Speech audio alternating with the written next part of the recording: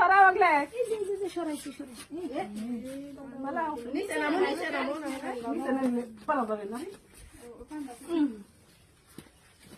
বাবা আমার পর্ব শেষ এবার ঢোকে গেছি আমি ঘুরে সালাম দে বাসো সালাম দেবো আবার ঘুরা লাগবে তো তারা হ্যাঁ আবার ঘুরে লাগবে না না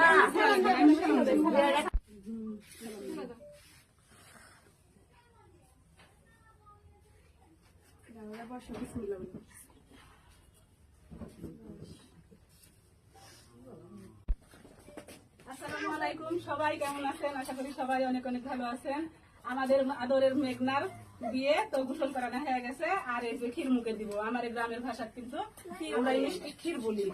আর এর খাওয়ানোর কথা হলো এই যে এর উপরে পয়সা দিয়ে দিচ্ছি, মানে আগের মানুষ যেভাবে খাওয়াছে আমরা ওইভাবে খাওয়ানোর চেষ্টা করছি। প্রথমে কি মায়ে দিবেন প্রথমে মামি আসেন বিসমিল্লাহ বলে মুখে দেন।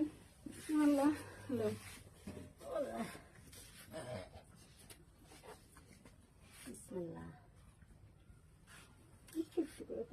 ওইটা একটা গামছা খামচা দেওয়া লাগে না কিন্তু করেন যদি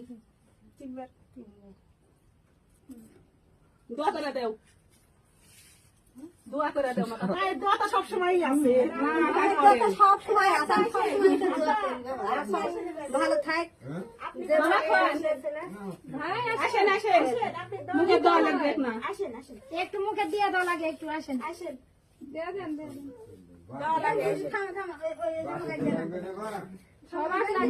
যাতে সিনার বসে যায়